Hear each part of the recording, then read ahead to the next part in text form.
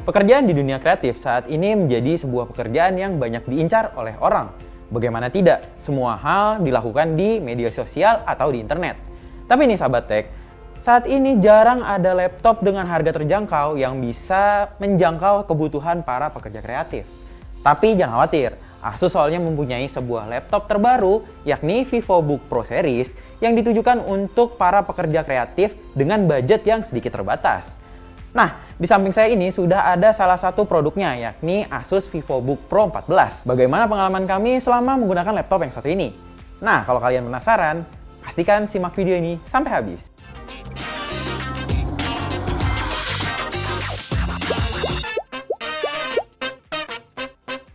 Secara desain, VivoBook generasi terbaru ini terlihat lebih stylish.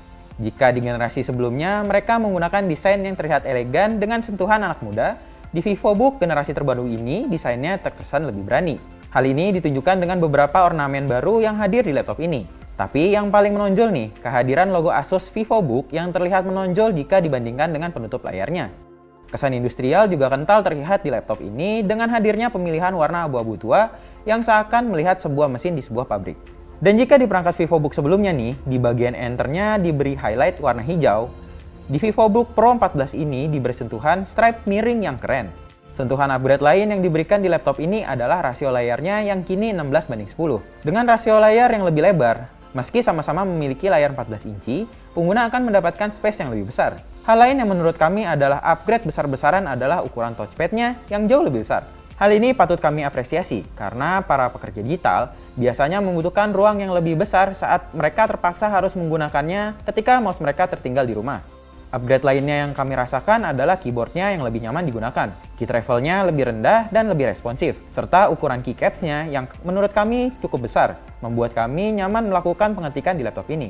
Meskipun tombol power menyatu dengan layout keyboard, tinggi antara keycaps dan tombol powernya cukup tinggi, sehingga kita dapat membedakannya dengan jelas. Selain itu, tombol power ini juga lebih berat untuk ditekan, sehingga mengurangi hal-hal yang tidak diinginkan. Dan yang uniknya nih, Asus memutuskan untuk memindahkan pemindai sidik jari ke bagian tombol power. Pada akhirnya, mereka mempertimbangkan saran yang sudah banyak diminta oleh penggunanya dalam jangka waktu yang cukup lama. Kalian juga akan mendapatkan penutup kamera fisik untuk menjaga privasi. Tapi sayang, laptop ini belum dibekali dengan sensor inframerah untuk mengakses fitur Windows Hello. Dan dikarenakan ditujukan untuk konten kreator, Asus menyediakan port yang sangat lengkap di VivoBook Pro 14 ini. Di sebelah kiri terdapat dua USB 2.0 Type-A untuk peripheral seperti drawing pad atau mouse. Sedangkan di sebelah kanan terdapat satu USB 3.2 Type-A Gen 1, sebuah port Thunderbolt 4 Type-C, sebuah microSD card reader, sebuah port HDMI, dan port pengisian daya. Oh iya, USB Type-C ini dapat digunakan sebagai pengisian daya menggunakan charger power delivery atau charger Asus Type-C 120W. Dikarenakan laptop ini juga ditujukan untuk konten kreator dan pekerja digital kreatif, speaker yang ada di laptop ini juga cukup mumpuni. Apalagi nih, Asus menggunakan speaker yang sudah ditune oleh Harman Kardon. Jadi hasilnya pasti mengagumkan.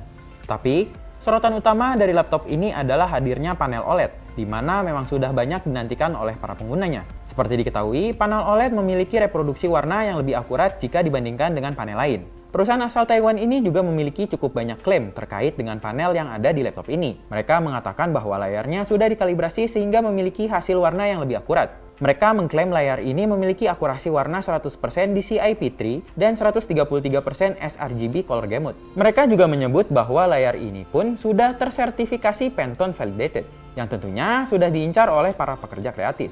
Panelnya berukuran 14 inci dan hadir dengan resolusi 2880 x 1800 pixel. Kecerahan layarnya hingga 600 nit, sehingga sangat cocok digunakan di luar ruangan. Pengalaman kami dalam menggunakan laptop ini untuk menonton film pun sangat menyenangkan. Sementara warna lain terlihat sangat terang dan nyata. Suara speakernya pun lantang, serta memiliki suara yang jernih. Jadi kami dapat mendengarkan suara film dengan sangat nyaman meski tidak terhubung dengan speaker eksternal. Untuk kameranya sendiri, hasil yang didapatkan cukup baik, meski mereka hanya menggunakan kamera 0,9 megapiksel.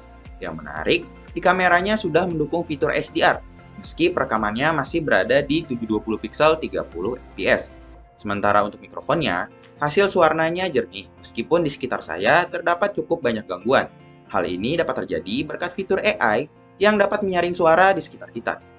Dan untuk pengalaman melakukan aktivitas editing foto dan video, kami dapat dengan mudah melakukan grading warna. Hal ini berkat dukungan panel OLED yang memiliki akurasi warna yang sangat baik. Nah, layarnya ini kan udah sangat canggih ya, tapi bagaimana dengan jeroannya? Ya, nggak mungkin dong kalau misalnya hanya layarnya aja yang cakep. Tapi, spesifikasi yang dibawa oleh laptop ini juga cukup canggih. Soalnya, kalian sudah mendapatkan prosesor Intel generasi ke-11 dan menggunakan GPU Nvidia yang cukup tinggi kelasnya. Kalian dapat memilih varian prosesor Intel Core i5 hingga Core i7 generasi ke-11. Sedangkan untuk GPU-nya bisa hingga Nvidia GTX 1650. Pilihan RAM-nya mulai dari 8GB hingga 16GB. Sedangkan untuk penyimpanannya menggunakan SSD NVMe 512GB serta sudah hadir dengan Windows 11. Unit yang kami ulas kali ini hadir dengan prosesor Intel Core i7 11370H dengan RAM 8GB, GPU Nvidia GTX 1650, serta penyimpanan SSD NVMe 512GB. Ya, spesifikasi ini memang bukan hanya dapat digunakan untuk melahap software editing dengan mudah, namun juga dapat digunakan untuk bermain game. Oleh karena itu, kami sudah melakukan beberapa benchmark untuk kalian, dan berikut ini hasil benchmark yang kami dapatkan. Di sisi benchmark sintetis, seperti di 3D Mark dan PC Mark, prosesor Core i7 generasi ke-11 ini memang menunjukkan kemampuannya. Hasil benchmark di laptop content creator ini bahkan dapat menyaingi beberapa laptop gaming kelas entry level yang ada saat ini di pasaran. Sedangkan untuk benchmark produktivitas, seperti di aplikasi Cinebench dan Blender, prosesor ini juga dapat menampilkan kemampuannya. Tentu saja, ini merupakan sebuah hasil yang cukup mengesankan.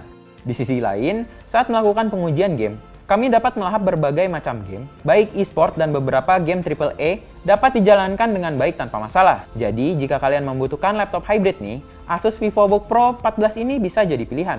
Dan saat berbicara soal gaming, meskipun sudah menggunakan panel OLED, Asus juga masih menawarkan response time 0,2 millisecond dan refresh rate 90Hz. Ya, meskipun tidak terlalu tinggi nih refresh rate-nya, namun kami masih mengapresiasi karena setidaknya mereka memberikan panel dengan refresh rate lebih dari 60Hz. Sementara untuk masa pakai baterainya nih, kami sejujurnya agak sedikit kecewa. Soalnya selama pengujian menggunakan PC Mark 10, hasil pengujiannya tuh cuma ada di 5 jam 12 menit. Padahal nih di laptop lain, itu masa pakai baterainya tuh bisa di antara 6-7 jam. Tapi dengan catatan nih, laptop ini kami uji di refresh rate 90Hz dengan WiFi tersambung ke internet dan baterainya itu ada di power saver-nya medium. Tapi nih, pas saat kami melakukan pengaturan refresh rate-nya di 60Hz, terus kondisi Wi-Fi-nya masih tetap tersambung, dan power saver-nya kami mode on, itu baterainya antara 6-7 jam seperti laptop lainnya. Tapi sayang lah ya, kalau ada layar 90Hz, kenapa harus diturunin ke 60Hz? Dan yang lebih menariknya nih, di dalam paket penjualan, chargernya itu 120 watt. Sebenarnya charger ini nggak terlalu tinggi sih, nggak kayak laptop gaming yang lainnya sampai 230 watt. Tapi 120 watt itu sudah mereka gunakan di beberapa laptop gaming entry level mereka seperti TUF Gaming. Dan selama pengisian dayanya nih, kami coba mengisi selama 1 jam. Laptop ini tuh bisa bertahan antara 2-3 jam. Jadi lumayan lah ya, ngecas sejam bisa dipakai 2-3 jam. Dan untuk thermalnya, mereka menggunakan 2 buah kipas seperti mereka menggunakannya di laptop-laptop gaming. Jadi menurut saya sih, laptop ini sebenarnya adalah sebuah laptop gaming yang menyamar sebagai laptop produktivitas.